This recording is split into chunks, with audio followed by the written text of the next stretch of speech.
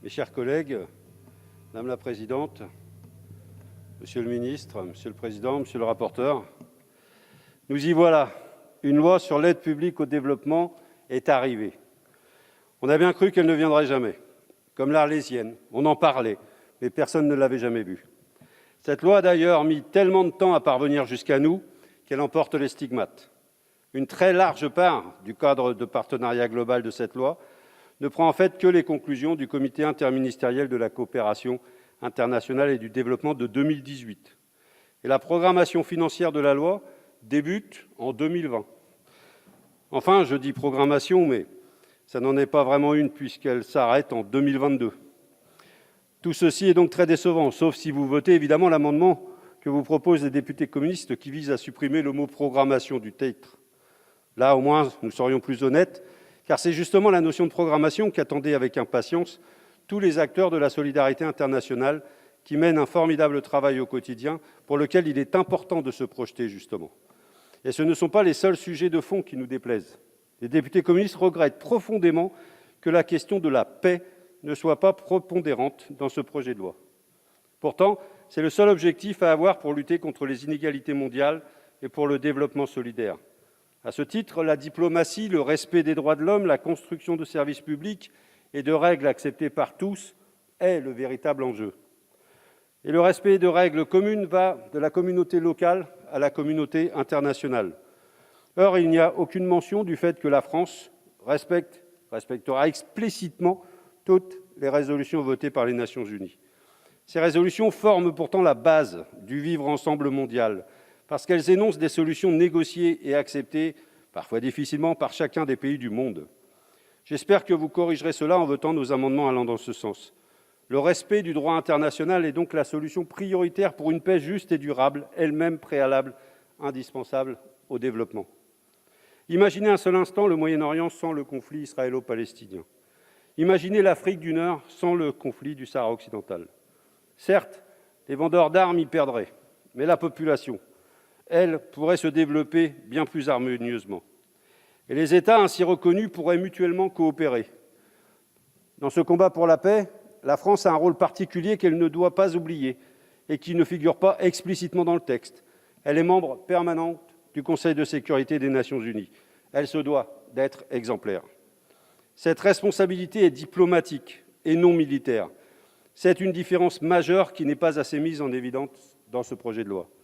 Cette confusion se retrouve dans le lien que vous établissez entre la sécurité et le développement. La partie du cadre de partenariat global sur, je cite, la prévention et le traitement des crises et des fragilités, paragraphes 55 à 59, est de ce point de vue caractéristique de cette confusion et laisse planer le doute sur les intentions de la France. Il est dit de ce fait, au paragraphe 56, que la France, je cite, « s'efforce de coordonner l'ensemble des acteurs mobilisés dans les domaines de la diplomatie, de la sécurité, du développement, de la stabilisation et de l'aide humanitaire, recentrant les missions de chacun dans le cadre d'une approche globale. » Fin de citation. Or, il est indiqué un peu plus loin que la France, je cite, « met en œuvre tous les moyens de nature à permettre la bonne exécution des missions de chacun des acteurs en présence ».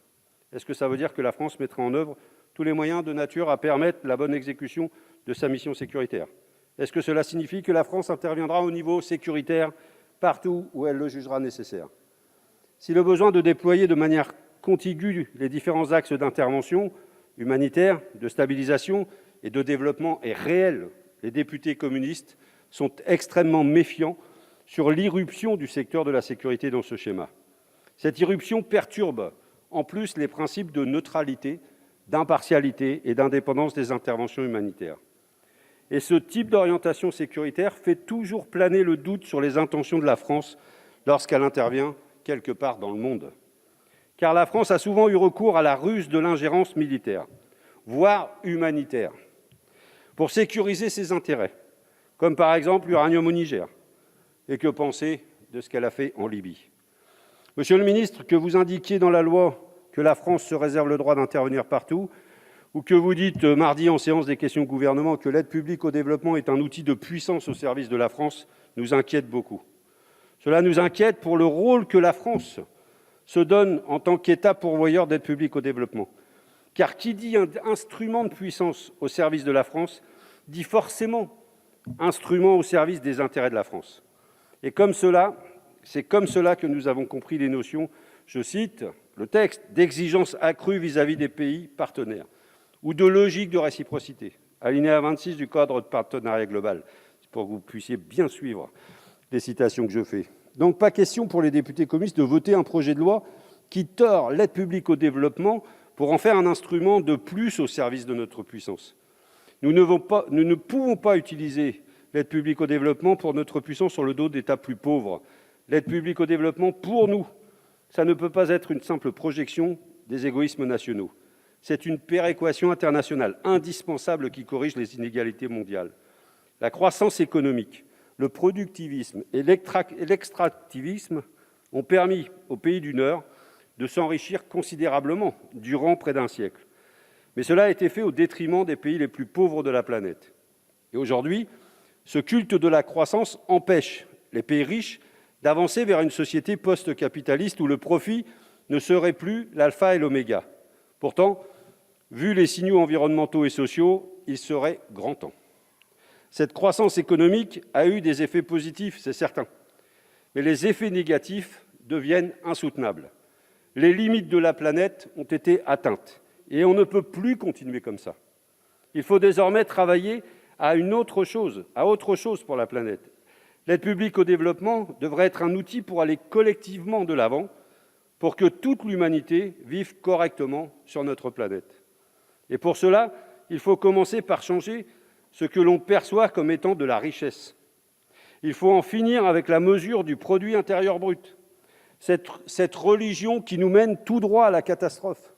Il faut changer nos indicateurs pour que l'on prenne en compte autre chose que la seule production de valeur ajoutée. Des statistiques comme l'indice de développement humain devraient être utilisées en priorité pour sortir de cette impasse, et bien d'autres réflexions et indicateurs existent. Le projet de loi n'en parle pas, et pourtant la France pourrait utiliser ces indicateurs alternatifs pour mesurer la réussite de ces projets. Cela permettrait de dépasser concrètement le PIB et nous permettrait d'aider les pays les plus pauvres à se développer autrement, peut-être même en sautant l'étape productiviste et extractiviste dans laquelle nous sommes empêtrés. Un développement à la fois humain, économique et écologique. C'est ce que nous proposons ainsi dans nos amendements sur le commerce équitable ou sur la limitation du poids du libre-échange dans cette loi. Les valeurs portées par ce texte, au-delà des différences aux objectifs de développement durable, ne devraient pas être économiques ou sécuritaires. Elles devraient être celles de notre devise républicaine, tout simplement. Si tous ces problèmes nous perturbent pour voter le texte tel qu'il nous est présenté ici, certains dispositifs et un certain nombre de thèmes abordés dans le cadre du partenariat global nous restent tout de même très intéressants, comme la création d'une commission d'évaluation de la politique du développement solidaire et de lutte contre les inégalités, la publication d'un rapport annuel sur l'aide publique au développement remis au Parlement par le gouvernement qui a le mérite d'exister, même s'il est perfectible, une organisation clarifiée du volontariat international et le dispositif permettant aux autorités organisatrices de la mobilité d'utiliser 1% de leurs ressources pour mener des projets de coopération dans ce secteur, même si vous avez oublié de prendre en compte les autorités organisatrices qui ont instauré la gratuité du transport en commun sur leur territoire. C'est une initiative louable, mais il n'est jamais trop tard pour bien faire. Les députés communistes ne voteront donc pas contre ce projet de loi, mais pour tout ce qui ne figure pas dans le projet de loi, ou au contraire, pour toutes les idées qui sont présentes et que nous, députés communistes, considérons comme nocives. Nous ne pouvons pas voter pour à ce stade. Il vous reste, monsieur le ministre, monsieur le rapporteur, à faire les efforts nécessaires pour pouvoir avancer au cours de cette discussion.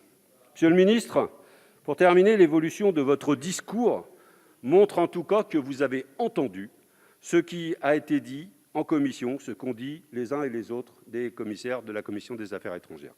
Vous nous avez entendus et vous avez restitué dans votre discours une part des idées que nous avons portées les uns et les autres sur tous les bancs. Monsieur le ministre, monsieur le rapporteur, il ne vous reste plus de passer du discours aux actes dans la loi. Merci. Merci, chers collègues.